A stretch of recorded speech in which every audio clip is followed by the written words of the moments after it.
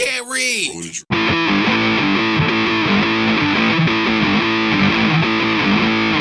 Books.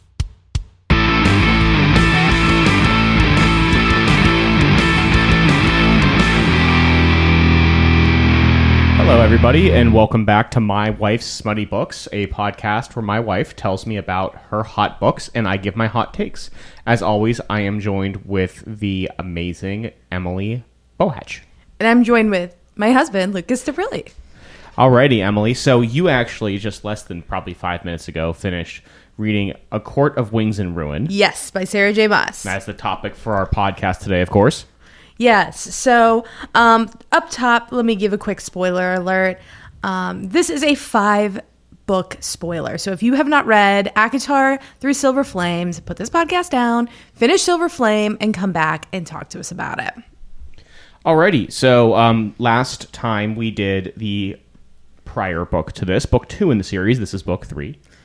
Yes. It's the pink one. Yes. So where we last left off, the High Lady of the Night Court, Feyre, had infiltrated the Spring Court and was going to take Tamlin down from the inside. While Rhys was able to grab her sisters, who had just been turned into Fae, Feyre ends up going with Tamlin, who is now allied with Hybern. Feyre pretended that she was under a curse this entire time and that it had finally broken and she'd come to her senses. So basically, Tamlin is about to get his comeuppance, which is much deserved because he's like at his absolute worst in this book. Right, because he had just betrayed. Wait, he's worse than when he betrayed the entire kingdom? Yeah, well, because this is like he calls the her betrayal, a whore, and that's right? terrible. That's the worst thing That's the worst thing he can do. He called her a name. So, weeks have passed since... Sounds like Polly Walnuts. She was a whore. All right, Polly. So weeks have passed since Hybern turned Nesta and Elaine Fae, and Feyre has spent the entire time, like, absolutely, and I cannot emphasize this enough, stewing. Like, she says, like, if she could show her true self, she would, quote, have left the gilded halls stained red.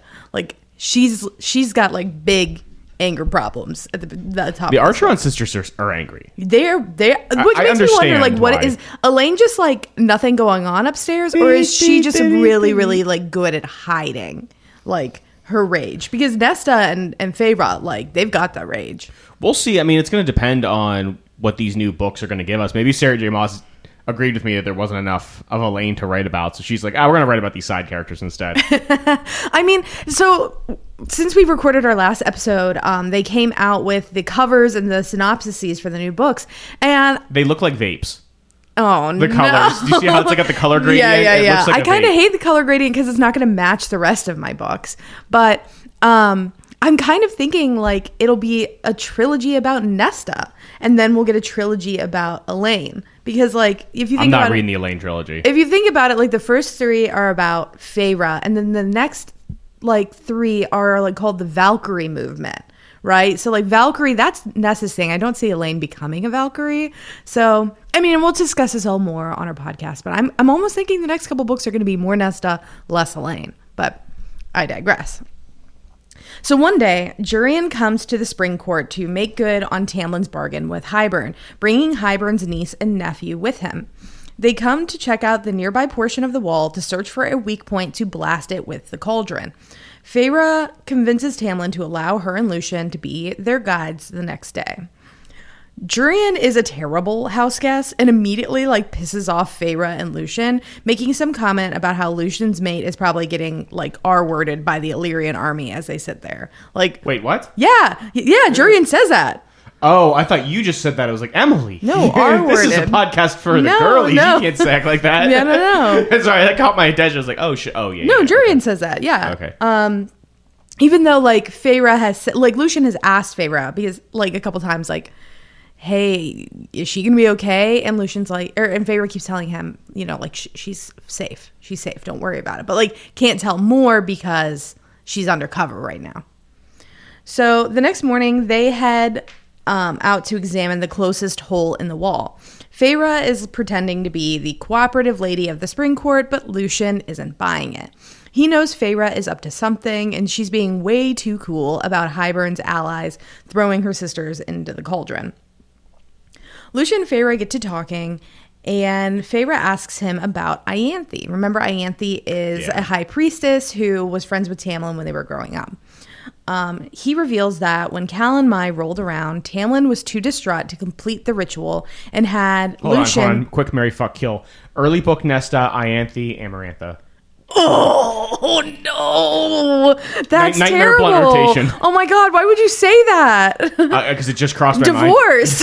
Divorce for putting me in this situation. I'm not going to actually hold you to it, you know. This is entertainment. Unfortunately, I think I have to marry Nesta.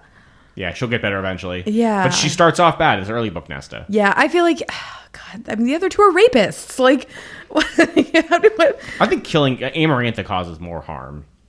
Yeah, I think you have a responsibility to kill Amarantha. Amarantha. You have to, and unfortunately, I think that means you have to fuck Ianthe. Well, if you fuck Ianthe, you can still end up like recent, right? So it's like you know what I mean? Well, like, he doesn't fuck her, but like, yeah. I thought he did. No, she tries. We'll get to it. Okay. I thought that was the last book. Doesn't she like try to coerce people with her magic and stuff? She does try to coerce people, not with her magic. She just tries to coerce them, and she tries to do it to Rhys, and Rhys like literally like throws her out of his room, like just like totally naked, to like the outside of the tower, and you just see her flying out, whistling like a Looney Tunes cartoon. So, Lucien reveals to Feyre that when Cal and Mai rolled around, Tamlin was too distraught to complete the rite and had Lucien do it in his place. Ianthe insisted that she take the place of the maiden, and Lucien pretty much like begs Feyre not to tell Elaine that like he had to do it with her. I feel so bad for Lucien. Like, he is a good guy, and he just gets abused from like every angle. Like, throughout the series, even like Feyre ends up treating him poorly. Like, I really, really hope he gets a happy ending and he doesn't get a like, now I randomly die as like a kind of main character, kind of side character, which is like a Sarah J. Maas thing to do. Agreed. I think that if I were Feyre, I would also treat him the same. I understand why she treats him poorly. Really? Yes. Why? Well, at this point in the books. Yeah, I'm saying like going forward, like he brings this up in either book 4 or book 5 that he feels like Feyre just uses him a lot to like do her bidding and doesn't like to the politics of Prithian. And doesn't like treat him like a friend, you know? Yeah, I mean, he did stand by Tamlin as he betrayed the kingdom and threw her sisters into the crock pot. But very soon he's like, wait, hold on, not the crock pot, not the crock pot. I mean, he does apologize to Feyre, and he does like join the Night Court and help the Night Court after this. Yeah, so later on, I think he starts to redeem himself. But where he's at now, it's like, I think Feyre, and kind of how I saw him, and maybe I'm just putting my opinions onto Feyre, is that he was a little bit of like, he was like kind of a cowardly enabler. Like, he enabled Tamlin. Yes, like, he wasn't directly exactly doing it, but he was just like, oh, well, you know, I don't like his excesses, but you know, he's just the high court. He's just the spring court fucker, whatever his deal is. He just does that thing, and it's you just got to accept it. And you got to move past it. It's like the guy's friend who tries to talk you out of like, oh no, I know he hits you sometimes, but you know he's a good guy. He's a good guy. You know what I mean? Yeah. And I'm not saying that to be like flippant, but it's like, I think she sees him like that as someone who tries to smooth things over after he clearly does bad things, stands by him and enables. Like, yeah, he never hits her, and he does a lot of things that are nice to her, but he also goes out of his way to enable the person who hurts her. So I see why she's so mean to him first. Yeah. So Feyre has some scheming to do.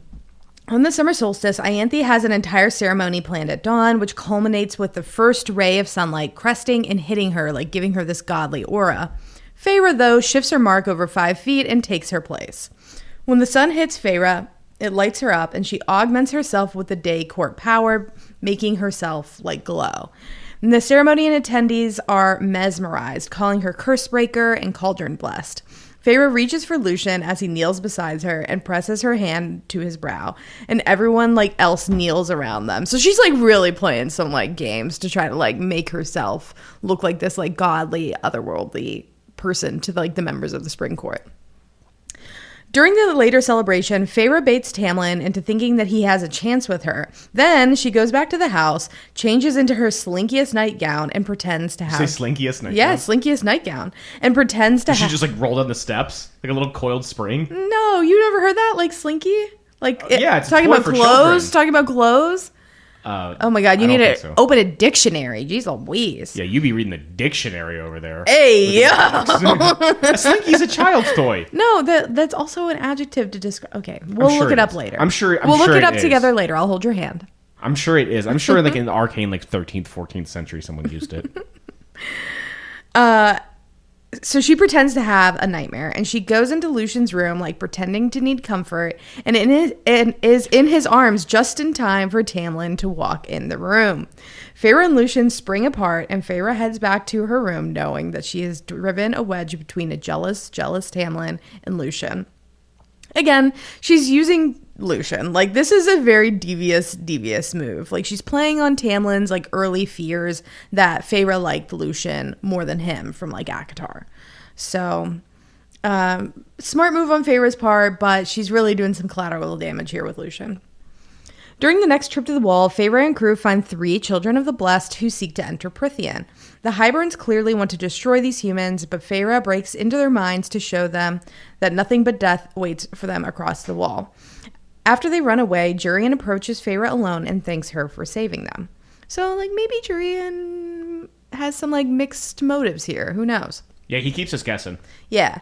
Feyre asks him what his game is, fighting for Highborn, and he reveals that he just wants to find Miriam, his lover during the war that eventually left him and married the Fae Prince Draken.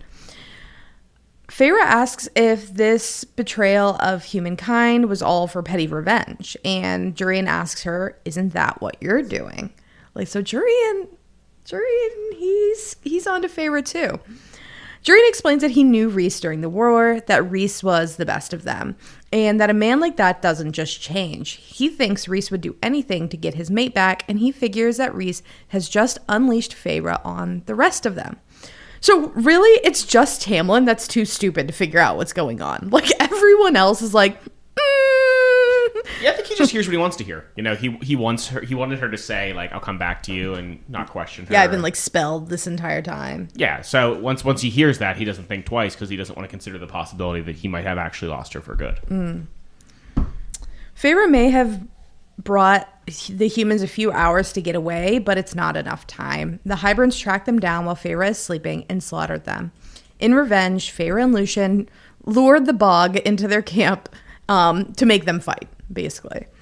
Tamlin tries to admonish them for it when they return to the manor, but Feyre fights back. She tells him that he whored the spring court out to Highborn just to get her back, raising her voice so that all can hear. Feyre riles Tamlin up into a frenzy until his power explodes out of him. Then, instead of shielding herself, Feyre allows Tamlin's power to slam her into a table and cut her face. So he does end up doing some physical violence on her. Lucian storms in, coming to Feyre's aid, and she lets herself be led from the room for all to see what Tamlin did to her. So again, just like, you guys just saw me a few days ago, and I was like your glowing god, Feyre Cursebreaker, Feyre Cauldron Blast, and here's this man abusing me. Like, what are you going to do about it, basically? I mean, you got to imagine, like, the perspective of the people. She's pointing out something that the people surely feel as they spent, how long were they under Amarantha's rule? 50 years? Yeah. So they were under Highburn's rule, because Amarantha was Highburn's agent, right? Yeah. Under Highburn rule for 50 years, and it was widely considered a reign of terror. Yes. Right? She was an oppressor, not just to the High Lords, but to everybody. They finally get out, and they're out for, 6 months before their High Lord sells them out again? Yeah. Back to the exact same people Yeah. who held them Yeah. in chains for years. They got to be pissed.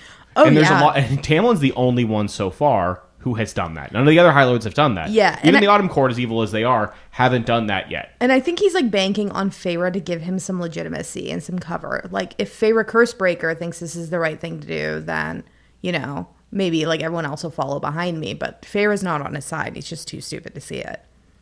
Yeah, and it's pretty. It's a risk because, yeah, like obviously at this point he's betting on Highburn winning, but the kingdom is likely to unite against him for that. Yeah, but Highburn, and we'll go over this later, has some serious numbers behind him. And he has some, like, cities from the continent, humans from the continent. Like, there's no way, even if, like, Prythian mustered all of their forces, that they could defeat Highburn. But they do. Well, we'll go over it later.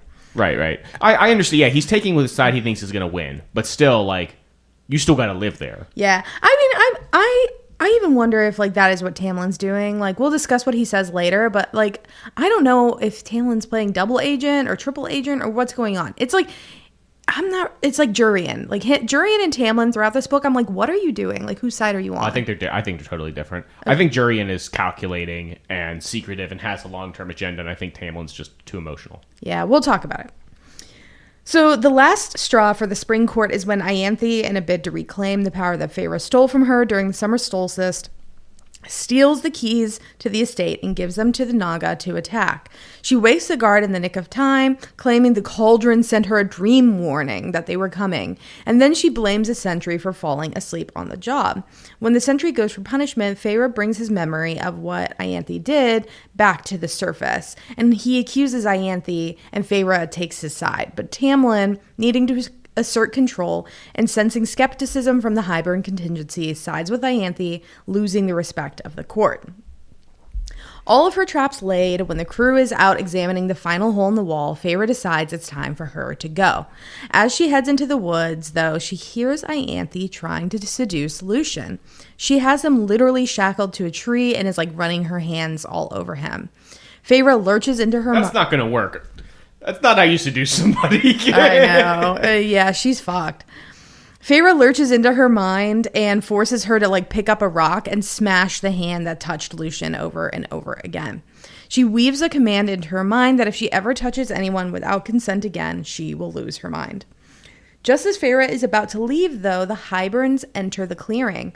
They reveal that they knew that Feyre had been plotting this the whole time. So again, everyone but Lucien, but Tamlin knows, all right? And that they were prepared to stop her. Wait, she did all this in the courtyard? No, they're like out in the woods. Like looking at the third hole in the wall. Okay. They slowly poison her with this powder that would dry up her magic for a few days so that they could control her. But Feyre has decided she is heading home. She uses the last dregs of her power to kill both of the Hyberns and order Ianthe to claim that they tried to kill Feyre. And Feyre acted in self-defense.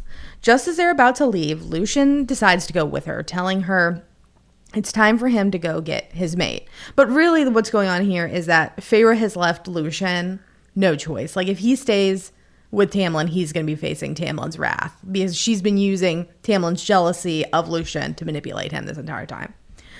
So Lucien and Feyre travel on foot through the Autumn Court. And just as they reach the border with the Winter Court, Lucien's fuck-ass siblings find them. Feyre gains back just enough power to blast them with flames and buy her and Lucien some time to run. Now remember, this is not good for Feyre. Like, she just alerted Baron, Lucien's father, that someone has some of his power. Or at least she showed Eris this, and then Eris can now hold it over her head. So far, everybody thinks like Baron will try to kill her once he knows like she has some of his power to get the power back. So Lucien and Feyre finally rest somewhere in the mountains, but they have no supplies and no wood for fire. And they're in the Winter Court at this point. Just call Asriel. He's got plenty of wood for you. Hey, yo. Biggest wingspan. Pew, pew, pew, pew, pew. They huddle together under Feyre's cloak, and Lucien asks Feyre to describe Elaine. Feyre just ends up telling him that she's engaged to a human. And he says he wants to meet Elaine just once to see if she's worth fighting for. Now this like... Spoiler alert, no. This script is going to be very Lucien, Asriel heavy just because I'm trying to play out what might happen in the next couple books. I mean, I've read it, so it's not like you have to over-explain something if it's... Mm-hmm. And our readers have read it, hopefully. Hopefully. I mean, if not... Be here for spoilers. Yeah. So the next day, the pair make it to the Winter Court, and they start crossing over an iced lake, but 3 of Lucien's brothers appear on the shores behind them. Eris starts melting the ice, and Feyre and Lucien fucking book it. But they are not fast enough. The brothers winnow in front of them, and the 2 groups battle. Eris manages to grab a hold of Feyre and is dragging her towards the Fall Court scouts when a shadow drops out of the sky. It's Birdman. Cassian, wings healed, siphons glowing, roars at the Fall Court fighters. Asriel lands behind Eris, ready to fight, and they fucking go to war! Just as Cassian punches a blade through Eris's gut, Feyre orders them all to stop, though. The temporary satisfaction would have terrible political fallout, especially if they wanted Baron to join them against Hybern. So instead, Feyre orders her friends to take her and Lucien home, back to the Night Court. That's the right call. It is. You would think they'd have a little more self-control than that. But you have to remember, they are fiercely protective of everyone around them. And like throughout this book, we just see like how little self-control they have because they are constantly fighting people for like insulting like members of the Court of Dreams. Yeah, you would think that someone who's maintained power for that long, for 500 years, has a little bit more savvy, because you do have to interact. I mean, there's probably been like flare-ups with other kingdoms and courts and whatever, and like you have to know when you can and can't do stuff, and that was the moment where you can't really do stuff. Again, when you have an enemy looming over the horizon, and you know that one of your courts already betrayed you guys, you're down one, you're down the Spring Court. Yeah. To just show up and just kill the children of those other people of the Autumn Court, like it's obviously a bad idea. Feyre is new to Prithian politics, and she can see it. It's almost a little unbelievable that they couldn't see it. You're really asking a lot of Cassian's two brain cells. He's a general. He's supposed to know these things. I know he's canonically a dumbass, but like he's also a general of the army, and generals of the army should know better than to be like, hey, if we're mad at Iran, we don't just blow up the embassy in Washington, D.C. You know, they're not like, a general should know well enough to be like, all right, hey, we need to handle this calmly, and I need to run this up the chain, instead of just like, I need to kill everybody. Like, if somebody like, if you land in the middle of a battle and somebody is literally dragging your high lady by her hair across the ice, like your prerogative then is to save the high lady, right? And like they're just ready to end the battle so that we never have to deal with it again. And Feyre has to be like, whoa, I think we can get out of here without us having to kill each other. Yeah. So. And there's an argument to be made that you do kill them, right? They're like you finish it, because the Autumn Court gives them shit for the next. Oh yes, like all of them except for maybe Eris are just like irredeemable. Yeah, they're bad dudes. They are constantly causing issues throughout it. So there is a chance that Feyre misread the political situation and should have let them just kill them when they. See, now you're just arguing with yourself. I am arguing with myself. I am. But there's an argument to be made for that, because again, like you have that, you solve that problem. You have other issues later, but they're different issues. Yeah. So when they get back to the townhouse, Feyre and Rhys get to reunite after a month away. He explains that... God, I can't sing, dude. It's embarrassing. I gotta auto-tune that shit. He explains that he scoured the Spring Court for her when her powers went dark. Her plan worked, he tells her. Tamlin's court has forsaken him. Once they finish catching up, they get to catching up, if you know what I mean. Tell me more. And once they're done, though, Feyre offers to take Lucien to see her sisters at the House of the Wind. When they arrive, Feyre sees Lucien taking in the view of Valaris. Like, remember, he has no idea this place exists. Like, he thinks in his head that all of the Night Court is the Court of Nightmares. She decides that this is the moment to explain to him everything that has happened that he wasn't there for. And by the end of her story, Lucien believes her that Rhys's mask was all a farce. They just picture it looking like the Lion King under Scar, where everything's all fucked up and they're all listening to crazy music and there's like the hyenas everywhere, like hitting stuff with like bones. Like, what did you think these people did all day? Like, I guess that, because the Court of Nightmares is a nasty awful place. It exactly is that. Yeah. Yeah, they'd be like, you go over, it's like you go to a restaurant and you go into, you see the bathroom and you know the bathroom's gross and you're like, oof, I've not been in the kitchen, but I know the kitchen's even just as gnarly. I love a dive. But you ever heard that? No. That rule that if you go into a restaurant and the bathroom is really gross, chances are the kitchen's gross. No, don't say that to me. I love a dive. My grandma Mima used to say that to me all the time, and there's a place we used to go in Lisbon called the Steel Trolley Diner, where they'd literally stamp their burgers with STD on it, and then they had like a big old health code thing, and then they shut down after that. Ugh. It was like she was like really on the money with that one. So they're having this conversation, Lucien and Feyre, and Lucien tells Feyre that he didn't realize that he was a villain in her story. And this was like really, really heartbreaking to me. Like, he's realizing how he failed Feyre when she was in the Spring Court, and like even failed her under the mountain. Like he says at one point, like, you were dying and I was too afraid to come help you. And so you had to make that deal with Rhys, It's just really heartbreaking. He has like a lot of like, I love Lucian as a character. I really, really hope we don't get like 2 more Nesta books and have to like put off like resolution with Lucian. So Feyre goes in to see her sisters first. She goes into the library and finds Nesta there, perched in a chair with a smutty book, like nothing is wrong. But the moment that Feyre and Cassian enter the room, she turns into the viper she is, spitting her outrages at them and blaming Feyre for this whole situation. Elaine, on the other hand, is totally empty. Does anyone ever just tell Nesta to shut the fuck up? Bro. Oh, wait, Cassian did last book. He's like, how about you shut the fuck up? You didn't do damn thing for your sister when they were starving. Like, yeah. And then I think like there are times where Rhys is like, that is enough. You know, like he puts his foot down. He's like, no, that is enough. And especially like in Silver Flame, they all kind of put their foot down.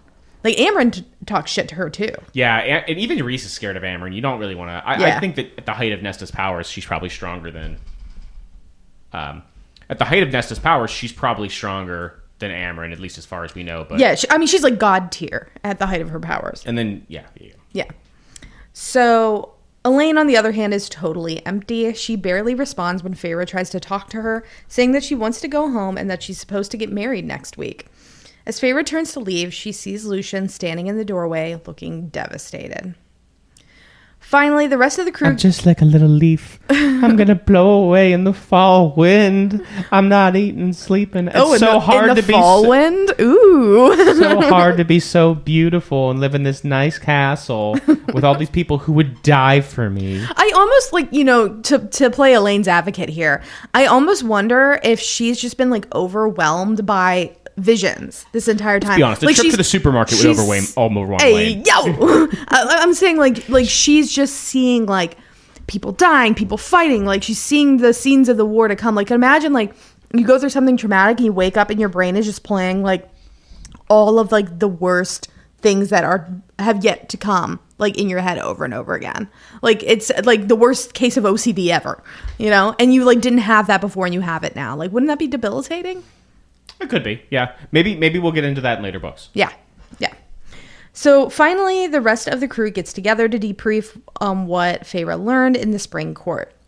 Prythian barely has the forces to fight off Hybern, but with his allies on the continent, they're toast, Cassian says. Feyre asks if they have allies of their own, but Rhys says the only ones they could count on, Miriam and Dracon, are missing.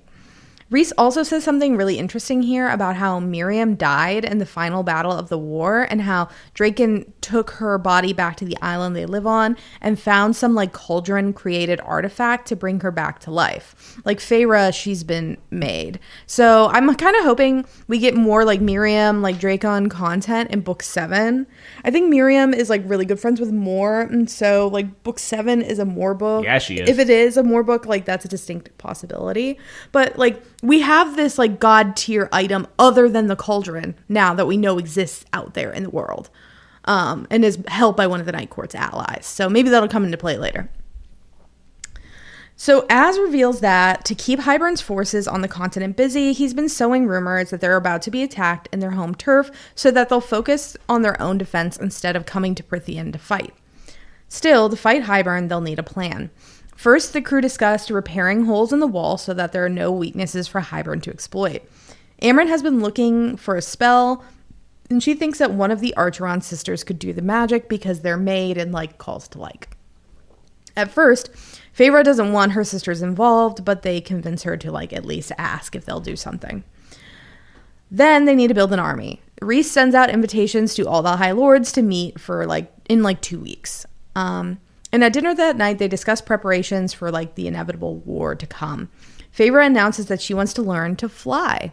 Azriel, who had to learn at an older age because his stepmom locked him in a dungeon his entire childhood, offers to teach her each day after training with Cassian. Rhys also decides that they need to go to the Court of Nightmares the next day to ask Keir to join their army and fight Hybern. Mor doesn't like this idea, but they need literally every body that they can get to throw at Hybern. Finally, after Feyre explains Hybern's plan to Nesta, Nesta agreed to help them with whatever they want as long as they promise to kill all of the human queens that betrayed them and Hybern by the time the war is over. She will train with Amryn to close the hole in the wall and accompany them to the hewn city. Amryn even offers Nesta the chance to have the killing blow against her enemies.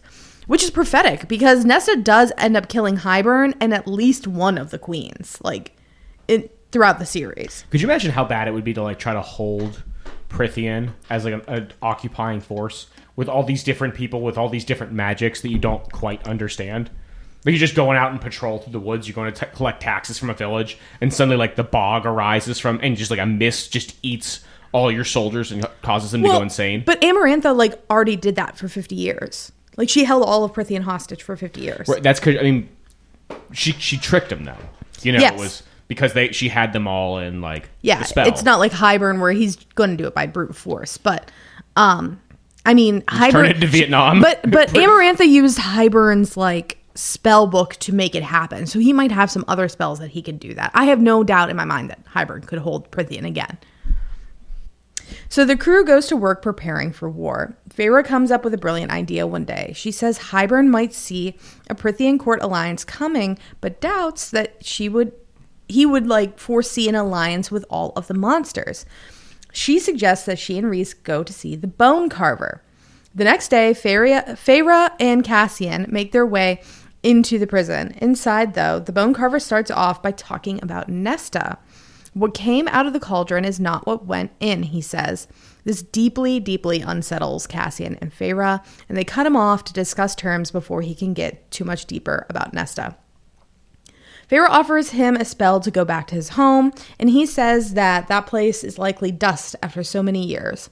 Instead, he's happy to stay in his cell where he's hiding from his siblings, Striga, who's the Weaver, and Ketchi. I'm really hoping I'm pronouncing that right. Ketchi. That's the sword wizard, the lake wizard. The right? lake wizard, yes. He explains that the three of them were death gods back in their day before a fae trapped his sister in the middle and a brother in a lake on the continent.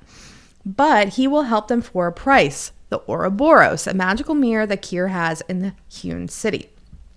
Just dump your industrial runoff into the lake, turn it into Lake Erie in the 60s. You'll draw him out. You'll fuck his shit up. His lake will be all nasty. And then he'll come out to fight you, and then you get him. You know, distinct possibility here. My other question is, why is Keir... Take notes, Sarah J. Maas. Why is Keir hoarding all of these magical items? It's like me on a Baldur's Gate 3 run. Like, it's just like all of the magical items just happen to be in his inventory. Well, you don't want to give them up. Yeah. I hear you. I do that too. When they return to the house, Feyre seeks out Nesta in the library and is surprised to find Elaine there. Elaine says something cryptic about a firebird, and Nesta tells Feyre that she's been talking weird all day. Now, us who have read the books know a firebird. Stop. Prophecy. It's a prophecy. Oh my gosh. Then we know that there is a firebird who joins the crew in the war later on. As her and Nesta talk in the stacks, Lucien sneaks in to talk with Elaine. Feyre sneaks into his mind as they talked, reading Lucien's thoughts and intentions. Lucien is very worried about Elaine's state. Elaine, in turn, accuses him of betraying her to Hybern. Lamely, Lucien just says that it wasn't supposed to go that way. After a while, Nesta stops their conversation. And what's interesting in this conversation, and I don't even think Lucien realized it happens, but I think that Lucien and Elaine are speaking like mind to mind at one point. Their conversations went from like being in quotes to just being in italics. Oh, that's an interesting detail. Yeah, which is like when what Sarah J. Maas does when like Feyre and Rhys like talk mind to mind with somebody. So I'm like wondering how, you know, it doesn't seem like other mates can do that, right? Like, because I don't remember Cassian and Nesta talking mind to mind. So like I'm wondering what's going on there. Like, is there some kind of power that Elaine has that it allows them to do that? Like, it's not a normal mating thing. So maybe this is like a hint about Elaine's powers. Like, I don't know. So Feyre decides to move Elaine and Nesta and Lucien to the townhouse to make it easier for them to like get out and about. Azriel carries Elaine down, and when he sets her down inside the house, he offers to show her the garden. Elaine nods and looks down at Azriel's hands, which like have siphons on them, but remember they're also like horribly scarred. And she calls his hands beautiful, which makes Az blush. Liar. Later, there's this interesting moment where Feyre asks asks why, she's talking to Rhys. She asks why Az and Elaine weren't like made mates. And she questions like who or what makes these sort of decisions and why sometimes the cauldron or whoever like seems to get it wrong. Because remember, like Rhys's parents were mates, but they were bad for each other. They didn't fit. And I think this is some like major setup for book 6. You know, why can't they be mates? Like Az has that same question in the bonus chapter, like 3 brothers for 3 sisters. Like why doesn't that make sense? And like a minor Throne of Glass spoiler, we learn in Throne of Glass that like the idea of the mating bond can be manipulated and somebody can be tricked into thinking that somebody is their mate. So I'm almost wondering like if that could be at play here. But I'll talk about it more in our predictions episode later on. So when Nesta lands behind them, she is furious. Her eyes are giving off some otherworldly like glow. And Lucien asks, like, what are you? And Nesta only replies, I made it give something back. That's okay. Am I supposed to be like, she steals from God just because she's grumpy? Because she's got such an iron will. No, there's an explanation in this book I actually think like makes perfect sense when you think about now that Throne of Glass might be tied into this very soon. So somebody explains later that like witches are canonically a thing in this world. Witches are a centerpiece of the Throne of Glass world as well. And that witches are people who take power from the land, and the land is the cauldron. Like they take power that they weren't given and they were using it. And there's at one point where somebody like jokes like, oh, Nesta's a witch. And she's like, yes, I am a witch. So I really, truly, and they say a similar thing about Feyre. I really, really, truly think that the Archerons are witches. They'd have to be, because I never liked the explanation that it was like, oh, she has such an iron will. She's just so tough. It's like, that doesn't track with the character she was. We've known her to be this entire time. It's just no, we don't. I mean, what iron will? She was going to sit there and starve to death and let her sister do all the work. Yeah, but like she doesn't put up with no shit from no one. She's just a grouch. That doesn't mean she has an iron will. It just means she's just like, oh, no, I'm just going to sit there and pout and stomp my feet and call you names. But I'm not going to even bother to go out and like trap a squirrel. You're like mistaking her personality for her being a shitty person. I feel like someone with an iron will would find a way to survive. She's doing all of that stuff out of spite for her father. Like she's like sitting on her ass purposely and is like, I will let myself starve to teach you a lesson, old man. Like that's what's going on. And she's like says this at some point. Is like she was so mad at her dad that she let everything else go by the wayside. I like your witch explanation, because the other stuff about it just being a result of a human personality doesn't make sense. And I think it's like, oh, well, we made the sisters, so we got to make them all super strong. The witch thing makes more sense. Yeah. So Feyre thinks like Nesta has like taken some like death magic somehow from the cauldron, which will be, I think, a little bit pathetic. So that night they head to the Court of Nightmares, where Feyre is introduced as the High Lady and Rhys's mate. Rhys has Keir meet with them in another room.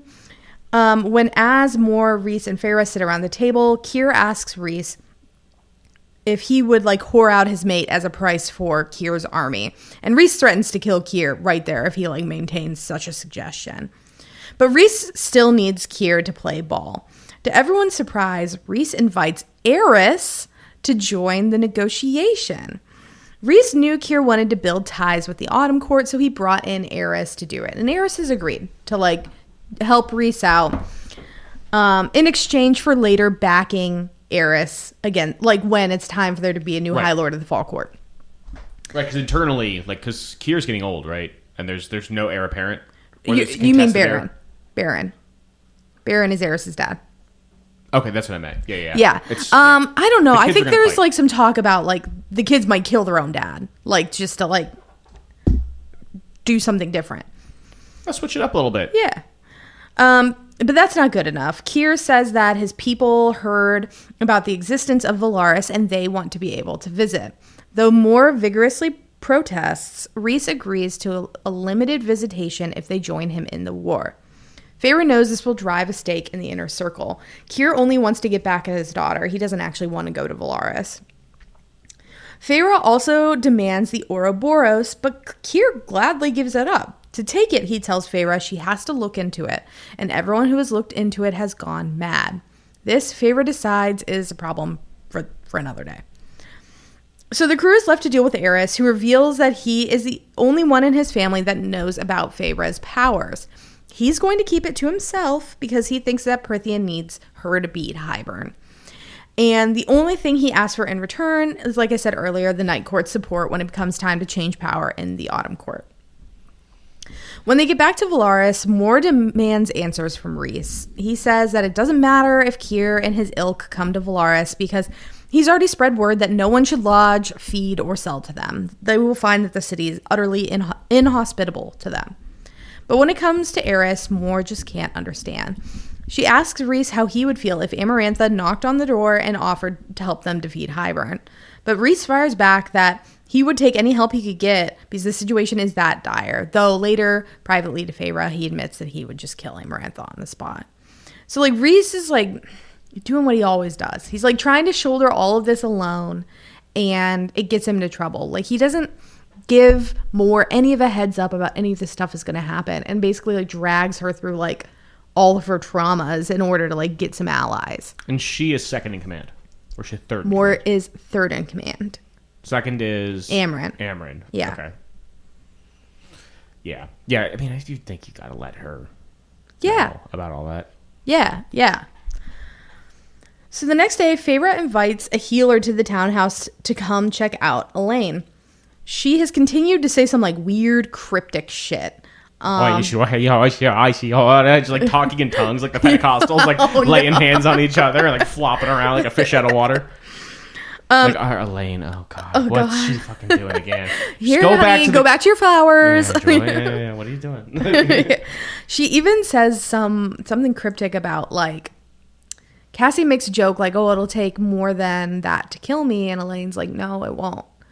Which like now that's creepy. Has all of us being like about the next couple books. It's like, no, not Cassian. She's like the creepy little girl from all the horror movies. She's like, yes, it's the ghost without a face that you must be concerned about. What ghost without a face? We've never seen a ghost without a face. Like he looks, but he does not gaze, or something weird like that. Yeah. Like what are you doing? The healer can't find anything wrong with Elaine. She suggests that as her mate, Lucien may be able to use their bond to sense what's going on with her. Lucien gives it a try, but his gentle tug on the bond only results in another cryptic murmuring. Twin ravens, black and white, are coming. She's like, all right, whatever that means. Lo and behold, though, what Elaine says rings true. The next day, Feyre and Nesta are in the library when two Hybern soldiers calling themselves his ravens appear in the stacks, and they tell Feyre and Nesta that Nesta took something from the cauldron that Hybern wants back. Now, like, one of them is like black hair, dark eyes, and one of them is like white hair, white eyes. They're dressed black and white. Black and white ravens. They blow dust into Feyre's face that negates her powers. She doesn't have enough with her, like, weapons-wise to really fight them, but she does remember a story that Rhys told her about how something horrifying is hiding in the basement of the library. She grabs Nesta, and the pair hurtle down the stairs into the darkness, the ravens chasing behind them. When they reach the bottom, Feyre feels a voice in her mind ask if she is the High Lady. She says yes, and she asks for help. It says that it heard that she tried to strike a deal with the bone carver, and it wants to make a deal itself. It wants visitors to come tell it about their lives, and in exchange, like, it will help Feyre in that moment. Feyre agrees to the bargain and feels it ink onto her skin. Right, again, she has no choice but to agree to the bargain. No, and I mean, really, it's like, okay, so somebody has to come down here and talk to you every once in a while, like, I think we can make that happen. Being so lonely that you have to make a life and death deal with someone to come talk to you. That's really sad. I know. Poor Briaxis. I actually feel bad for Briaxis. I think that, Rhys has a history of, like, keeping, like, formerly outcast or broken people. And I think Briaxis is just like that, too. Even though she's scary and, like, kind of a monster. Or he's scary. She's scary? It? Is it she? I think it's Briaxis is she, right? I think they say it. Okay. Whatever. I think that it's as scary as it is traumatized, and it's something that Rhys either doesn't want to get rid of or just lets live there because it's just kind of I don't know that Rhys really knows what it is, because remember Cassian flies down there one day, gets the shit scared out of him, and flies up, and Rhys is like, "What did you see?" And he's like, "I don't want to talk about it, bro." So I think like Rhys doesn't really have an idea until it comes out in the battle later, and then Rhys gets a good look at it. The thing tells Feyre to close her eyes, and all Feyre hears is screaming and bones crunching. She feels a warm hand on her shoulder, and Cassian asks her to come with him just as Rhys appears. Cassian flies Nesta and Feyre away as Rhys deals with the ravens. In the post-fight meeting, Elaine starts saying cryptic shit again, but this time, with the context of what just happened, Asriel puts it together. Just as the cauldron gave Nesta powers... He's the riddle master now. Yeah. I mean, he's in charge of intelligence, so he's got to be the one with intelligence. Well, Cassian is not in charge of intelligence. No. Someone has to do He's it. in charge of muscles and swords. Yeah, as the Asriel hater, I mean, I have to acknowledge that he's definitely smarter Yes. than Cassian. Than Wrecker. Occasionally Reason. Yeah. He's smarter than Wrecker. Yeah. Just as the cauldron gave Nesta powers, it made Elaine into a seer. As soon as the word is out, Elaine turns to Moore and asks, "Oh, is that what this is?" Why, you can't see it? Yeah, she can't see what's going on with herself. And then, like, weirdly, she seems, like, totally okay after, like, somebody puts words to it. It's, like, very weird change in, like, her attitude for the rest of the series so far. Like, she's, like, almost a vegetable at the beginning. And then they're like, "Oh, Elaine's a seer." And she's, like, right back to normal. Yeah, back to all her sparkling, vibrant personality that she had before. Elaine tells them that one of the mortal queens, the one who wasn't at the original meetings, would ally with them in the war to come. But she's being held captive by a sorcerer in a lake on the continent, and she's been cursed to be a firebird during the day. The Night Court needs Vassa and her soldiers, but they can't spare a member to go and get her. Lucian volunteers to go to the continent and try to free her.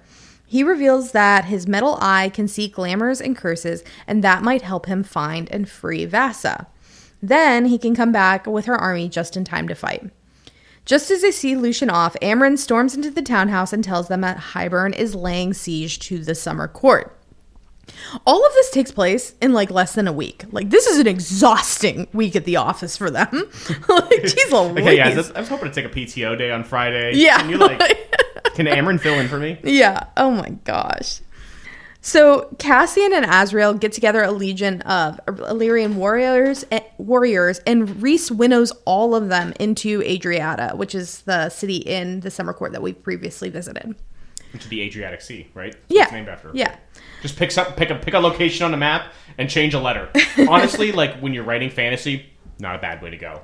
Pick something and change it to letter. Well, so like the island where Miriam and Drakon live is called Cretia. So it's like it's spelled like Crete with like Croatia. Ia at the end. Yeah. Crete and Croatia. Yeah.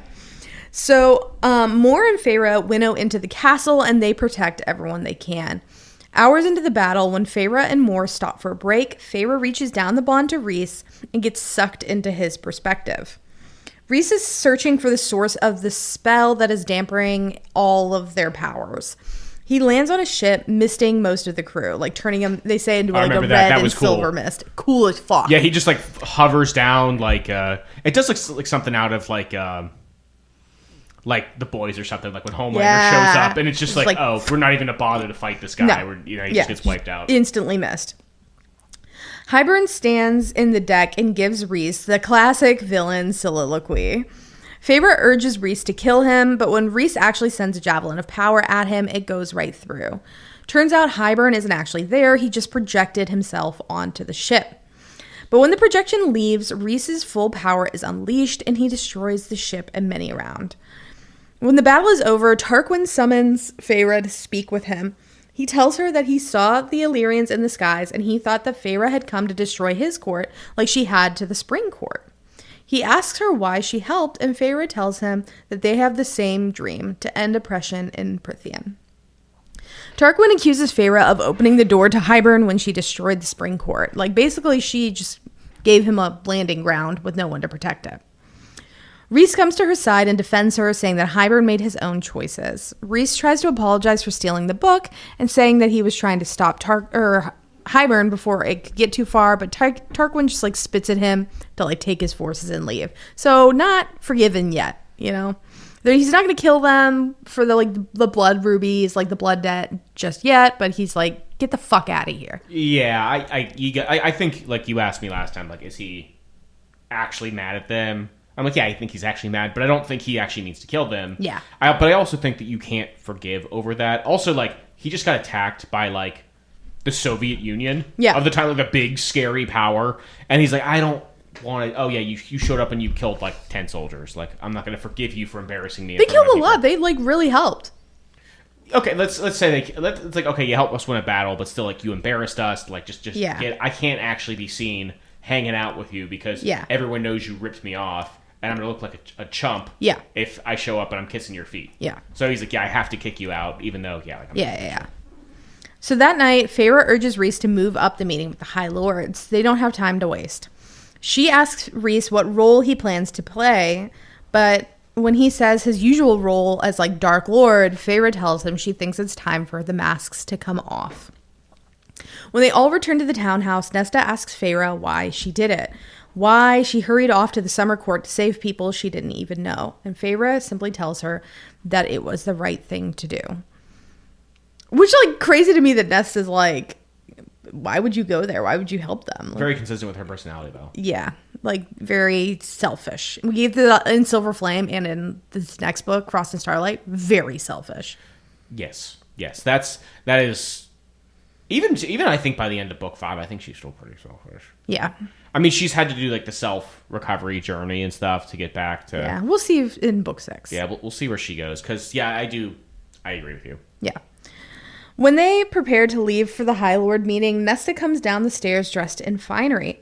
No one expected her to come with them, but Nesta says that she doesn't want to be remembered as a coward. She just comes down just dressed as, like, a Bloodborne NPC. Like, yo, this is the wrong universe. Just wearing the wrong shit. Like, well, they're all dressed, like, very nice. Well, they said nice. finery, but it could be wrong. Maybe Nesta's just wanting to get attention or something. Yeah, maybe. The war has finally, like, become a real thing to Nesta, and she's going to play whatever role she must to help defeat Hybern. On top of that, someone has to care about what happens to the humans. On the spot, Rhys offers Nesta Feyre's old job as emissary to the humans now that Feyre is highlighted. She's not going to be the emissary to anyone. Like, the meanest person, I know, least likable like, person you possibly know. I need you to be a diplomat. Like... It's like, oh, we're gonna have our we're gonna send our diplomat to the UK, Jeffrey Epstein, like, just someone who just everybody fucking hates.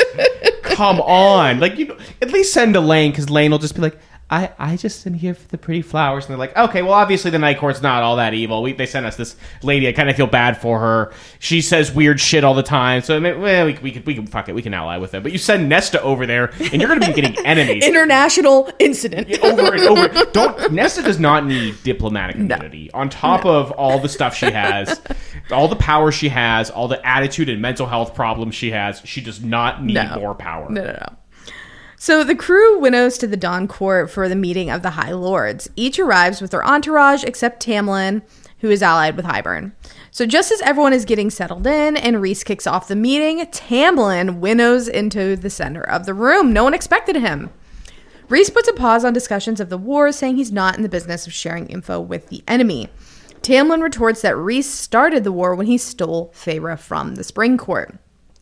Which is really just being like, yeah. I started this whole thing because I was mad that you stole my bitch. Like, that's not going to win you points, Tamlin.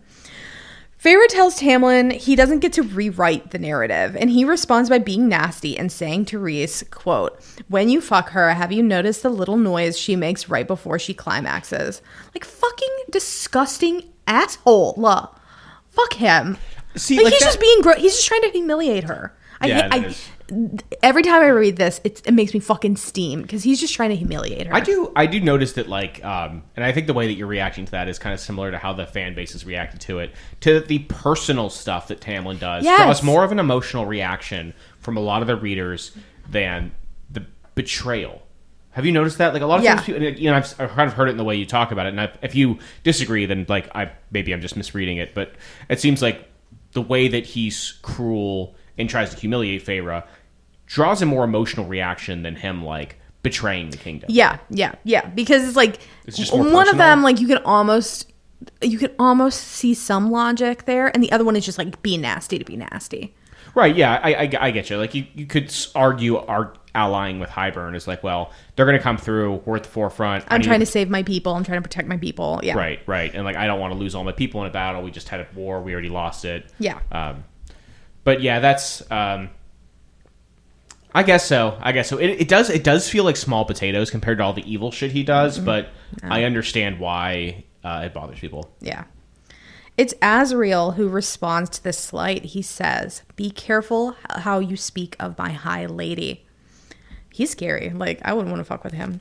He is. I mean, I agree. He's scary. Even though I'm a massive Azrael hater, like if I was trapped alone in a basement with him, and he had like a pair of pliers and a blowtorch, I'd be scared. Oh yeah, for yeah. sure. Like, if he was, but if you were trapped in the basement with anyone with like pliers and a blowtorch, like, be like, me and Cassian would just be like melting shit down. They'd be like melting airsoft BBs and trying to make like little.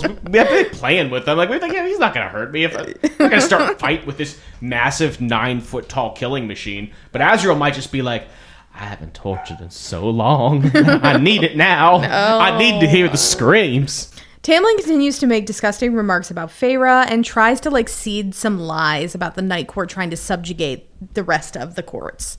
When Tamlin tries to call Feyre a whore, though, Rhys has had enough. He uses his own power to like literally silence Tamlin. Like, Tamlin can't get a word out of his mouth. Finally, Tarquin speaks. He says that Rhys was the only one to come to the Summer Court's aid when it was attacked. He asks Rhys why, and Rhys responds, "Isn't that what friends do?" Tarquin rescinds the blood rubies against the Night Court. He's like, hey man, those were actually really expensive. Yeah, can you send it back? I wasn't supposed to take those. Well, they literally tell him, I don't think Amren will send you hers back, but you can have ours. So Rhys then goes to Tamlin and tells him, like, he believes Tamlin when Tamlin is saying, like, I'm here and I will fight against Hybern. No one else does. Tamlin indeed brought, like, stacks of plans and maps and intel with him to the meetings, but the other High Lords aren't so sure. And now they all know he betrayed them, right? Yes. Yeah, and so when Tamlin comes in and is like, I'm a double agent, they're like, are you? But after looking at Tamlin's information, they get down to business. Turns out the Dawn Court invented an antidote to Feybane, the drug that nullifies Fey powers. Baron, the High Lord of the Autumn Court, refuses to let his forces take it. Indeed, he refuses to even muster his forces or to take in any Fey that are fleeing from the Spring Court. Feyre calls him a coward and says that the time to marshal forces against Hybern is now. He fires back that Feyre is a coward for giving Amarantha her neighbor's name instead of her own. She adds that Rhys was Amarantha's whore and that he might do the same to Hybern should Hybern win the war. And Feyre sees red. Like, she blasts Baron with white-hot flames and then smothers him with water. He throws up a shield, but she smashes it using Helian's Cursebreaker powers. And finally, when Rhys, like, talks her down, she's already revealed, like, all of her powers to each of the High Lords. They are very easy to bait. Yeah. All you have to do is just be like, she's a whore, and just like, well, so like all the ideas and strategy go out the window. Yeah. So like Eris says something about Moore like being a whore, and like Azrael earlier like literally jumps across the room and is like beating the snot out of him. Like, I thought they were supposed to like turn their powers off before they go in the meeting. Yeah, sort of treaty? They had agreed to do that, but then all the Night Court was like, let's just beat the fuck out of everybody. How does it not end there? Yeah, I know. Baron can't let Feyre have the last word. He calls her human filth, and Rhys blasts him backwards into the ground, and Baron says, like, I've had enough of this. I'm taking to my family, and I'm going home. And the meeting is over. But Nesta stands and tells him, like, we are not done. The High Lords are all that stands between Hybern and all that is good. She tells them that they need to fight to protect all of those human and Fey who call Prythian their home. They need to fight to make sure no one else, no more children, are killed by Hybern. Baron takes in what Nesta says he'll consider it, and winnows away. So in the end, 6 of 7 of the High Lords agreed to ally against Hybern. So it's just the Autumn Court. That's like the question mark. After the meeting is over, the High Lords retreat to their own rooms in the Dawn Court, and Helian comes to the Night Court's quarters to catch up with them and make plans. And you'd think, because they have the fire powers, the Autumn Court, right? Yes. You'd think that'd be pretty useful in an era where you can imagine that Hybern ships are built out of wood, Yes. right? You can imagine that would be really helpful. You can either turn the ocean into steam and Yeah. boil their soldiers alive, which would be, or you could like burn their ships. Like you would think that having fire powers would be pretty useful against these guys. Yeah, and in the final fight, it really is useful, like when they do come around. So it's like kind of like they're hoping Eris will come through, basically. Being on a boat like at night when it's on fire, an all wood boat, where people are also still trying to kill you, sounds like such a bad time. Yeah, yeah. Never book Carnival Cruise Lines, because that's exactly how they all end. Hey, yo. Don't sponsor us, Carnival Cruise Lines. That's not a real thing. Don't sponsor us. We'll keep exposing you for what you really are. No. The water slide leads into a pool of acid. This is parody. If anyone thinks I'm serious, I am. No. This is parody.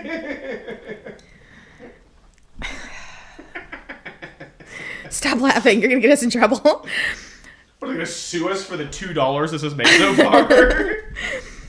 As Helion is talking, Feyre realizes that he has had an affair with Lucian's mom, the Lady of the Autumn Court. More than that, he is Lucian's dad. It seems that Feyre thinks that this is like an open secret and is likely why Lucian has been treated so poorly by his family his entire life. Look, I don't endorse adultery, but Baron is such a raging asshole. I get it. Helion is canonically hot. Helion is like David Bowie levels of bisexual, where like everybody thinks he's hot. Like that is a no-brainer. Again, I don't endorse adultery, especially not on a podcast with my wife. That would be a little awkward. Yeah. But I get it. I mean, Baron is an evil fuck. Yeah. And Helion is really hot. Yeah, and it turns out like Helion had like helped save her during like the previous war too. I'm sure. Yeah, I'm sure there's like a romantic backstory. Yeah. It also kind of explains why Eris has been like kind to Lucian, because like Lucian doesn't like pose a danger to Eris's power because he for sure will not inherit the Autumn Court. So as they're all talking, Nesta like comes in and she grabs Feyre, leading her to another room. She tells Feyre they all need to leave right now. She feels that something is wrong. But the other powerful members of the Night Court haven't mentioned like feeling anything amiss. But Nesta argues with Feyre that she is different, so she might pick up on something they're not picking up on. And Elaine didn't see this with her seer powers. She Elaine's had one not job. there. Elaine's not there. I know. She had one job, right? She's like at home baking bread. She's just Instagramming her sourdough starter. Yeah, literally. You know, if you put the chia seeds in there, you can get a little extra fiber. Yeah. While the city's on fire. Cassian follows them into the room and immediately believes Nesta. He, as Rhys, like they all keep searching nearby and they even check Valaris, but they can't find anything wrong. But the next morning, the source of her anxiety becomes clear. Just as the High Lords are about to start their meeting, Nesta stands up in a panic and throws up. And then like in the middle of me, like, you know, sales are really down in quarter 3 and we need to get them. Like, the biggest asshole you work with just stands up and barfs. Like after like being weird, you're like, oh god damn. And you know, with Nesta, you're like, Nesta, you went out and got drunk last night, didn't you? That's why you're throwing up. No. Well, she's always getting hammered on the Well, towel. not at this point. Not at this point. It's not until after Papa Archeron dies. Oh, okay, never mind then. Never mind. So I was gonna be like, look, I mean, if you have a prophecy, if you're barfing because of a prophecy and you're trying to save our lives, I get it. But if you're that hungover at work, just call in. Just call in sick, man. No. A boom rings out across the land. Rhys reaches out with his powers to try to determine what's wrong and realizes that the Hybern has struck while they were all talking. He used the cauldron to destroy the wall. The High Lords each retreat to their own court to marshal their forces and march on Hybern. Feyre decides it's time to get all the firepower she can. She makes her deal with the creepy crawly that's in the bottom of the library, the thing that scared the shit out of Cassian, Briaxis. I like Briaxis as a character. It's like very tortured. It's very much like a video game boss, like a tortured, evil, scary thing that has like probably a tragic backstory. Yeah. He lives in the library. I like the character a lot. Yeah. Feyre offers to build Briaxis a window to the sky in the library in exchange for fighting on their side, and it accepts. There's an interesting moment here where they have to go to like one of the Illyrian camps to get like the Illyrians like headed where they need to go. And one of the generals, like I was saying earlier, like calls Nesta a witch. So like with all the new like Throne of Glass speculation, like I was saying, Nesta could very well be a witch because they're canon there. So a night court cadre heads to the human lands to try to convince Elaine's fiance, Grayson, to take in as many humans as possible in his like walled like area.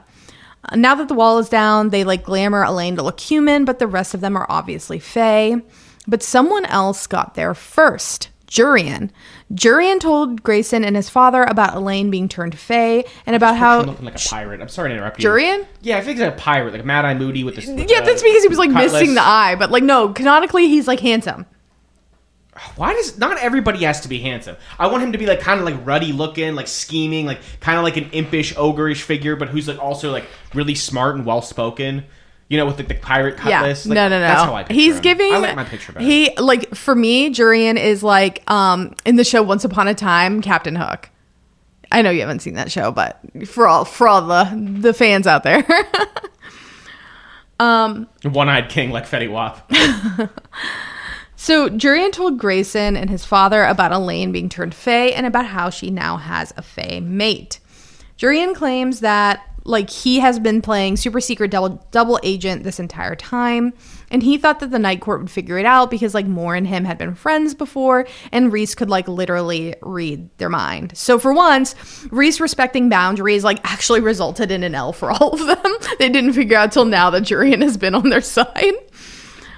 But you see, like that's also like, wait, hold on. Jurian is like, why didn't you read my mind earlier? And Reese is like, I don't think you need to. When you're the High Lord and you have political rivals who you don't trust, I think you have a responsibility to read their minds. Who are you? What have you done with my husband? You're not a Reese hater anymore? No, I've been very clear about this since day one.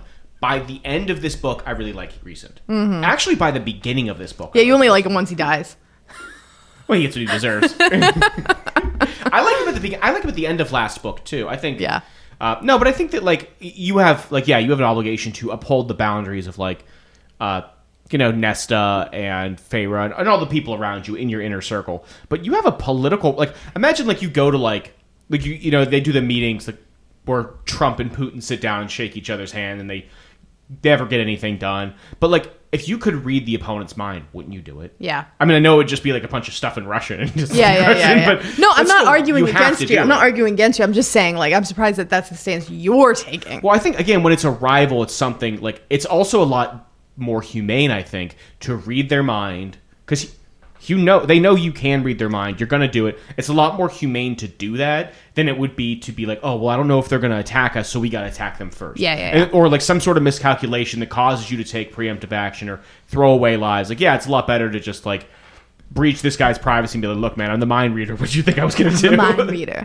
Can you? Yeah. So when the wall broke in the chaos, Jurian like ran to help the humans. He said that before he left, though, Tamlin returned to Hybern's side, and the two plan to attack the Summer Court the next day. He plans to go back and to like sow as much chaos as possible to give them like more information to Team Prithian and more of an advantage to Team Prithian. So Elaine is just like, or not Elaine, I'm sorry. So Jurian is double agent. Tamlin's triple agent. Like, who knows what's going on here? Meanwhile, Grayson like breaks off his engagement with Elaine. He says that he doesn't want her and that she belongs to her mate Lucian.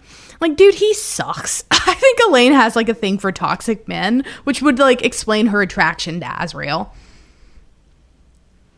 So the Night Court hurries to get their forces in place, and the next day Reese disguises them all until they are right on top of Hybern's soldiers.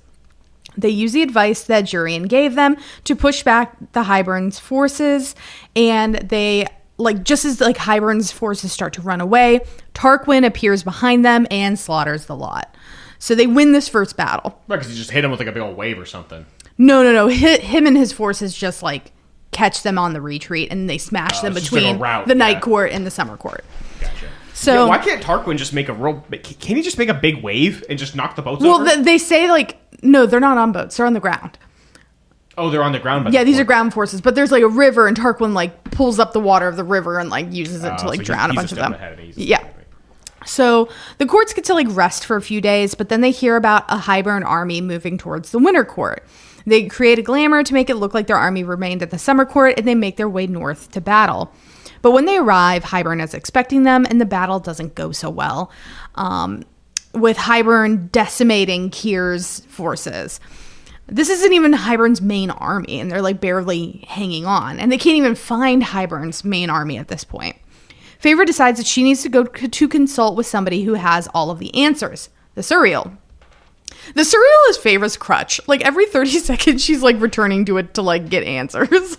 I think that once the Suriel dies, it's going to be, like, Elaine that steps in to take over the I know everything magically. Maybe. Interesting prediction. We'll talk about it on our predictions episode. She's got to be good for something. Yeah. So she winnows out to the middle to speak with the Suriel, and it tells her that Nesta can use bones and stones to scry the location of Hybern's army. It also tells her that if she chooses, like, whether to survive when she looks into the Ouroboros. So, like, she can do it if she chooses to do it. And finally, he gives her the pages of the Book of Breathings that Amren needs to look at for them to defeat Hybern. Just as the Suriel is offering Feyre one last piece of advice, an ash arrow sprouts from his neck. Ianthe and the two Hybern soldiers, like, appear from the woods. Feyre leads them on a chase right to the Weaver's cabin, where she lets the Death God take care of business. So bye, Ianthe. How do you think they got her? Do you think they turned her into a candle or something? I think she eats her. Yeah, getting killed by the Weaver sounds like probably one of the worst ways to die in the whole universe. Absolutely. Because there's some of the madness ones are pretty bad. Like the bog seems pretty scary. Yeah. Byraxia, the bottom of the library. Oh, Byraxis. yeah. Byraxis seems pretty scary, but the Weaver is just Bryaxis. Yeah, whatever. Yeah. We call her Bree for short. Bree. I'm pretty sure Sarah J. Maas said Bryaxis is canonically female. Okay. I don't know if that's true. That's why I've been saying well, that would she make the sense. whole Like time. two like death monsters, like who are girls, two death monsters that are boys. Like that makes sense. Right. I do feel like the Weaver is like getting like Bryaxis is like you know what? I do feel like getting trapped in the Weaver's house is like Texas Chainsaw Massacre. Yeah. All the other ones are like, yeah, they'll kill you. They're gods and Yeah. stuff, but they're just it's gods. Like gods stepping on an ant. It's not gonna like pull your limbs off one by one and be like, I'm gonna cook you in my stew. I have human fat all up in my chimney, like real gross shit. You know? Yeah. Just, Well, they say like Bryaxis turns into your literal nightmare. I'm sure but I feel like it's quick. I feel like Bryaxis is just like, I got you. So in the battle, they describe dying by the Weaver as quick. Like she just like sucks your soul out of your body, and then you're like a husk. Okay. Well, I mean that sounds Nice. sounds nice.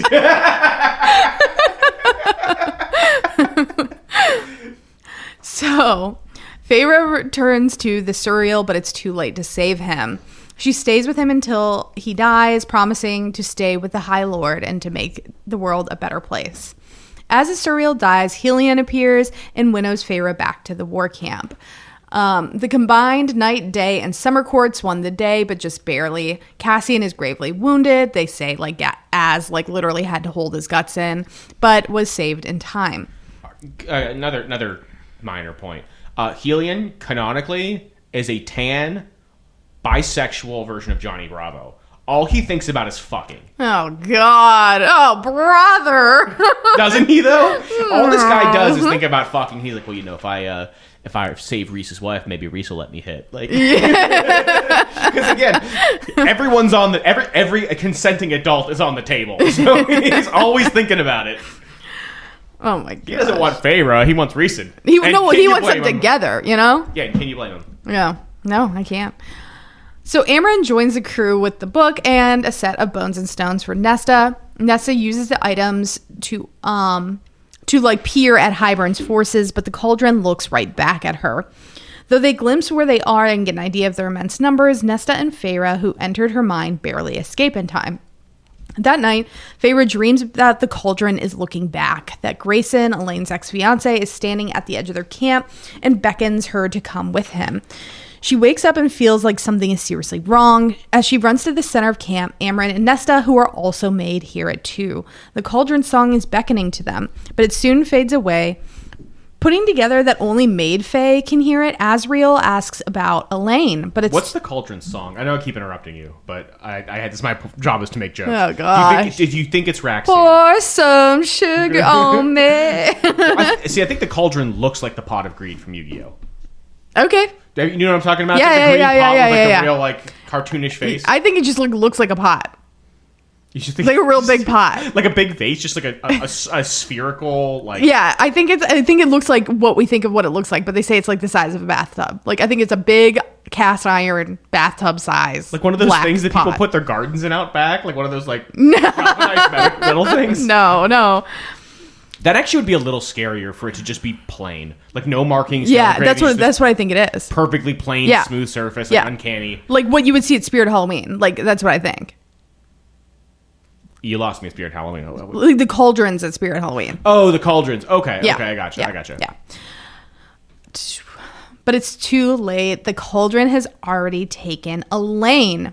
Asriel is furious. Despite the odds, he declares that he is going to get Elaine back, and Feyre is going with him. Feyre uses Tamlin's powers to morph herself into Ianthe, and Az becomes her literal shadow. They enter Hybern's camp, where Jurian recognizes her and takes her to Elaine. Elaine, seeing Az, says, "You came for me." There's some kind of chemistry between them. I totally forgot about it. Like, I didn't remember it before, but Az is, like, very protective of her, but also, like, soft and sweet when she needs it. It's, like, the same way that Cassian is with, like, Nesta, minus the, like, having to put his foot down so she doesn't run him over. Right. I see the chemistry. So Feyre and Az barrel through the camp at full speed, but Hybern's forces have realized that they are there. They release hounds to chase after them, and Feyre and Az run as fast as they can, Elaine in Asriel's arms. Just as the hounds are about to catch Feyre, Tamlin, in beast form, barrels into them, knocking them away. Feyre and Az barrel to the edge of the cliff where Jurian has placed a captured human that Feyre wanted to save. Az tackles her through the air, unfurls his wings, and tries to fly away. Feyre realizes that she needs to fly too. Hounds on her heels, she forms her wings and tries to take up off the ground, but she's never been good at flying. She has no choice to do it in this moment. Just as the hounds are about to reach her, a spring breeze lifts her off the ground, and she knows that Tamlin has just saved her. Feyre bursts through a hole in Hybern's wards, and as she and Az sail through, Tamlin in beast form leaps through after them and then winnows away. So, like, literally, what side are you on, Tamlin? Like, I'm so lost. Like, is he doing a Jurian? Is he playing both sides? Like, I can't figure it out. I don't think he's smart enough to take both sides. I think he's driven by... Maybe my impression of him is he's just so driven by emotion and not by long... Because, like, what's his long-term scheming? He doesn't have long-term scheming or long-term plans. No.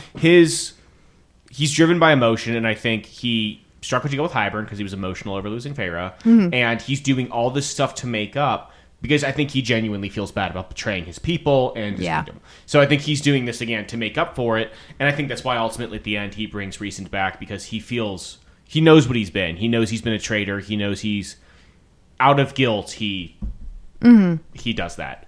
So I think he's very like short-sighted, emotionally driven. I don't think he has... Like, I think because I think it's pretty clear that Jurian has a long plan. Jurian's keeping secrets. And Jurian's always focused on the humans. Right. And that, I kind of figured that from throughout, because someone's got to stick up for the humans. Yeah. The human queens are not doing that. it. Yeah. So someone's got to like Jurian and Vasa are the only ones. Yeah, and Jurian is equipped to do so. You know, like he actually knows how the things work there. He knows how to fight these guys. And he's got the clout. And also, like, you got to, like, think, like, if there was no one to stick up for the humans, and Hybern just steamrolled and killed all the humans... be a real bummer. It would change the tone of this book a little bit. Definitely.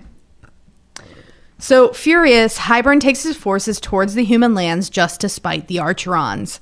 The combined forces of Prythia need a way to stop Hybern. He has the numbers, and since they've all been, like, running around, they're all exhausted. But Amryn finds a spell, she says, that will bind and stop Hybern and his forces. Amryn and the Archerons just need to get their hands on the cauldron. Meanwhile, every fairy that could winnow makes their way to the human lands and brings as many humans as they can into the Summer Court to save them from, like, the oncoming Hibernian forces. What do you think the Summer Court, they show up like, wow, it's just like Fort Lauderdale with less tourists. Well, they basically Tarquin sends his cousin Cressida back to like start like a feast, and then when they arrive, she's like, "Hi, like I know this is scary. Like here's a plate for dinner. Like here's a place to stay. Like it'll be okay." Like they really try to like, because some of them they just like literally grab and winnow away, like screaming. You know, Right, it does feel like a kidnapping. It is, yeah. I mean, they do for their own good, but like, you know, yeah, it's like there's a hurricane coming, so you just go down the street with a van, grab people, and chuck them in the back of your van with like balaclavas and machine guns, and it's like, trust me, I'm saving your life. Yeah. So as Rhys collapses into bed that night, Feyre fears what they've done won't be enough to win the final battle. She does the last thing left to her and winnows to the Court of Nightmares to look at the Ouroboros, where she sees her true self in the mirror. When she brings it to the bone carver, he tells her that he just wanted to know if she was worthy, someone who could look and love her true self and live. Nesta just looks into it and fucking explodes. Does Nesta ever look into it? I don't remember. She might. Nesta just looks into it, just sees a seething opossum. I'm just kidding. Opossums are nice. Yeah. So that's like why he wanted the mirror. Like he just wanted to test Feyre. So he like gladly joins Feyre's army. The next day, they all prepare for war and they march toward Hybern's forces.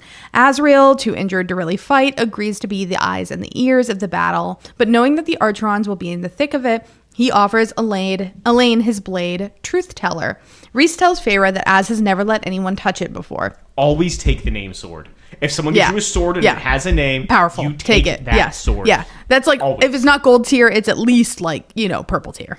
I think you're being a little cautious. I think they're all gold tier. You know what I mean? Like they all are. It's got a name. You take it. Yeah.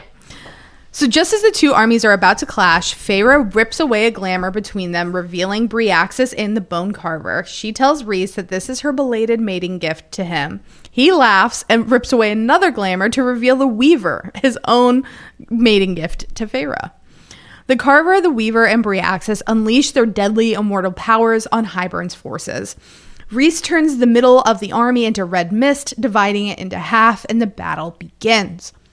That's a good way to start the battle. Yeah, just like right in half. Like it's gonna mess the whole formation up, and people are gonna be like, "Do we fill in?" and like trip over each other. Exactly. They weren't like I'm sure they might have been ready for one of the for Rhys and Desta and Feyre, but those other guys are like. Yeah. It's like in Yu-Gi-Oh! When they started playing the god cards. The blue one, the red one. Slate for the Sky Dragon, Obelisk the Tormentor, the Ra the Dragon. Exodia. Exodia. Yeah, Exodia is actually kind of a bad strategy. Someone who's probably put like 400 hours into Yu-Gi-Oh! But anyway, it is a game changer if you don't expect it. Yeah. So things begin to look bleak, but over the hill, 3 more armies appear. The Fall Court, the Spring Court, and Grayson's human army join the fray, fighting alongside the Prithian forces. Fucking humans, man. I feel bad for them. Job. Yeah, it's like scary. You're like, oh yeah, I'm like a grizzled. Like, let's say you're like a 40-year-old human who's like fought a bunch of like other human battles, and you've like fought off like really strong, really tough, really like hard-boiled, and then you like go into this other place and people are shooting each other with fucking lasers and stuff. Yeah. Like, what the fuck? Like, what do you want me to do about this? You want me to just run up to him with a sword and poke him to death? Yeah. I mean, like, really, when they talk about like the war 500 years ago, like they say like, the humans had a lot of heart, and that's kind of like what carried them through. It's like the Fae like protected them from the magic the best they could, so then it just came down to like the hand-to-hand. So like they would embed Fae in with them to like do shields for the magic and then like do the hand-to-hand fighting. Like it had to be a combined effort. Also, the Fae probably have veterans from those wars. Obviously the humans don't. Yes. Yeah. So Eris appears beside them, saying that Tamlin like literally dragged Baron by his neck into the battle. So Tamlin, coming in strong, bringing 1.5 armies with him. It's pretty cool. Jurian is also helping lead the human forces. Eris's brothers then winnow throughout Hybern's army, destroying their caches of Faebane.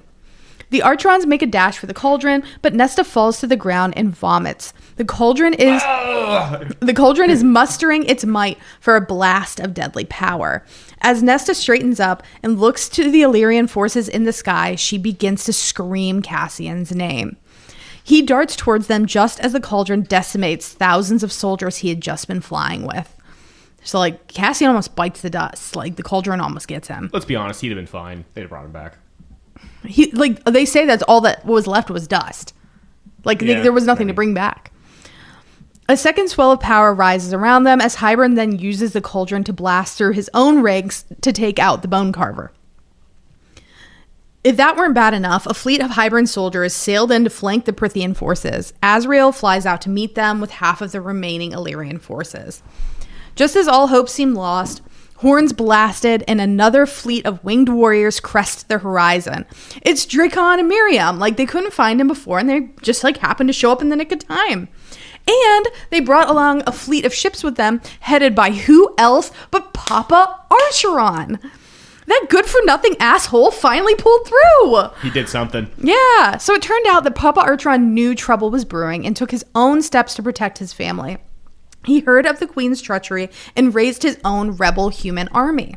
He also found Vassa and set her free before linking up with Lucian. So Lucian kind of goes over there and does nothing except for hang out with Papa Archeron. Dracon tells them, or it tells all the Night Court, he, quote, "He told me he's got 3 daughters who live here and he failed them for many years, but he would not fail them this time." Papa Archeron. Yeah, I think he redeems himself at the end because he helps save everybody. Yeah. Sure enough, 3 ships lead the fleet. The Feyre, the Elaine, and at the front with Papa Archeron himself, the Nesta. What if he just named it something else? He's just I know the sea bitch.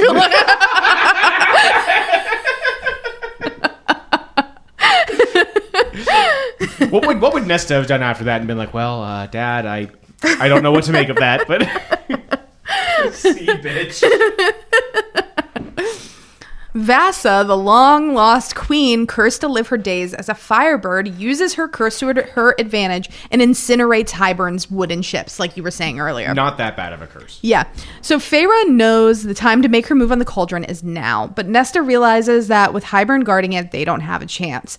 She decides to fly away with Cassian and draw Hybern away from the cauldron while Amren and Feyre make a break for it. Made invisible, Feyre and Amren make their way to the cauldron, with the Weaver killing everyone in their way. Hybern comes out to meet her, snaps her neck, and then winnows away as he can feel Nesta marshalling her portion of the cauldron's powers. Amren and Feyre approach the cauldron, and Amren tells Feyre to put her hands on it. The cauldron takes Feyre's mind away, browsing the battlefield in search of Nesta. When it finds her, she's gathering power to blast Hybern from the face of the planet. But when he appears, he has Papa Archeron and is holding a sword to his neck. He snaps Papa Archeron's neck before we even learn his name. Why do we... So he's holding a sword to his neck and it snaps his neck. Yeah. Okay. That doesn't make sense. Sure. Sure. Why not? Cassian springs into action, sword and powers battering Hybern. Nesta closes her father's eyes and kisses his brow. She only looks up when she hears Cassian scream in pain, bones and wings broken. She looks Hybern in the eye and says, "I am going to kill you." She unleashes a blast of white light, decimating hundreds of Hibernian soldiers. Hybern winnows away just in time. Nesta then draws Cassian's sword as he crawls towards her, and she tries to lead Hybern away from the Illyrian warrior. Nesta then blasts him again, sending him flying through the woods. She rushes to Cassian's side and tries to drag him up, but he's too heavy. Cassian pleads for her to go, cupping her face. He says, quote, "I have no regrets in life but this, that we did not have time, that I did not have time with you, Nesta. I will find you again in the next world, the next life, and we will have that time. I promise." Oh! That's good. I like that.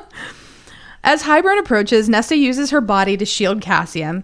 As he's about to unleash his power on them, a black blade pierces his throat, and Elaine whispers in his ear, "Don't you touch my sister." Finally, she's good for... I forgot that Elaine actually did something. Yeah, Elaine sticks him. Nesta grabs Truth Teller's hilt and cuts off Hybern's head, fulfilling her death promise from the day he forced her into the cauldron. The cauldron snaps Feyre back into her own body, and Amren slaps her face to get her attention. Amren says the only way to win this war is to unleash Amren on Hybern's forces. She lied about there being a spell to stop them all. The spell was just to set Amren's true form free so that she could fuck on them big time. Feyre does as she's bid, and Amren jumps into the cauldron, emerging as a blinding light with wings. As Amren flies away to the battle, Rhys appears at Feyre's side just in time to see the cauldron break into 3 pieces and the world, like, literally start unraveling. The world is, like, bound to the cauldron. So without the cauldron, the world starts, like, imploding in on itself. Rhys orders Feyre to use his powers to seal it back together. They pour everything they have into the cauldron, and Feyre manages to do it. But when she turns around, she sees Rhys lying still on the ground behind her, dead. As Feyre screams, the Court of Dreams approaches her and then the other High Lords. She orders them to bring him back, but they're not sure if it'll work. But they do it, and Mor, like, literally holds Baron at sword point until he, like, complies.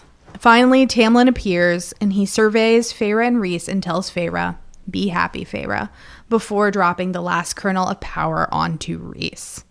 And then Feyre hears it, the thud of his heartbeat. Rhys asks someone to fish Amren out of the cauldron. Turns out Rhys was fading, like, as he's fading into the next life, saw Amren's soul and held out a hand to her, catching her as Feyre caught him and bringing her back. And just like that, the battle's over. They've won. They destroyed and remade the cauldron. They killed Hybern. Amren decimated as many forces as possible. There is, like, one interesting thing that happens here that I want to point out. When they, like, get back together, Cassian, like, suddenly isn't in as bad of a shape as he was, like, when we last saw him fighting Hybern. Feyre, like, saw him through the cauldron, like, saw how bad he was, and has, like, a moment where, like, she's like, this is weird. Like, how are you suddenly a little bit better? Like, that doesn't make sense. I wonder if, like, as Elaine predicted earlier in the book, Cassian did die, like, in that moment, and Nesta just used her powers over death that she stole from the cauldron to, like, bring him back and, like, heal him a little bit. This could just be, like, a thought I have out of fear that Cassian dies later in the series, and I'm like, okay, maybe this is what, you know, Elaine meant about him dying. But just, you know, wanted to note it for potential future episodes. So, war over, the court ties up a few loose ends. They decide that the cauldron is going to be hidden on Draken and Miriam's island. And then they, like, gather all the High Lords and begin discussing, like, a new treaty between humans and Fae, though they don't make any decisions about it. And then they all, you know, return to Valeris to celebrate living through something that they didn't think they would all come out of. So that's the end of the book. I think there's a couple loose ends that I'm, like, curious to see where it'll, like, go in the next couple books. Like, what did it do to Rhys to die and be brought back with the other High Lord's powers? Like, he says, like, oh, all of my powers are my own, but, like, what does that make him? Like, has this changed him at all? Hopefully a little bit humbled. Yeah. And is this even going to play a factor because he's no longer the main character, right? Like, I don't know. I don't know how this is going to change things for him. So, Do you think Tamlin's redeemed himself? No. I don't think he has. I think Tamlin has, like, a lot of self-reflecting and explaining to do. So what would it take for him to redeem himself? I think he has got to, like, have some realization about, like, what he did to Feyre was wrong, and, like, that he has flaws that he needs to work on. Don't you think to play Tamlin advocate, which I don't like. Yuck. Him. Yeah, but just for the sake of argument, do you think that by bringing back Rhysand, by marshaling his forces, he has essentially, especially by bringing Rhysand back, he's ensured that he's never going to have Feyre. He's given up on her, and he brings Rhysand back because it's the right thing to do. I think he does do it because it's the right thing to do, but I don't think that, like, doing the right thing once, like, clears the slate, because he's just going to go right back to, like, we know from the next couple books, to being his, like, normal, destructive, grumpy self. Like, he never has its self-growth just yet. Like, he literally spends a few, like, months, like, feral in the woods, right? Like, he hasn't done the internal growth yet. Yeah, I think you're probably right. I think he's not quite there yet, but he is on track. I think it's a start. I think he could be redeemed. He's moving that way. We'll see. We'll see in the next couple books. Yeah, all right. Well, so what did you think? How many peppers? Oh, this is a good one. Everything in this book happens so fast. It's not as spicy as Mist and Fury. I would say this is like 4.5 peppers. 4.5? Yeah. Wow. Maybe even 4. So you think this is like almost Neon Gods territory? No. That's what you put. No. Yeah, you're right. This is like 4. Okay, I gotcha. See, this one was my favorite. I liked all the politics and the battling and all the magical creatures and stuff. That was really fun. Yeah. I'm really interested to see, like, when they, like, take the fight to the continent in the next couple books. And I'm interested to see the culture of the continent versus the culture of Prithian. Yeah, I am. I'm interested to see that as well. So next up is the Christmas special. The Christmas special. So we will come back with a short episode for the Christmas special, and then probably 2 episodes for Silver Flame, and then we'll do our predictions episode. Yeah. Before we move on to Crescent City. Oh, yeah. All right. Well, hey, thank you guys so much for tuning in. I appreciate it. All right. Bye.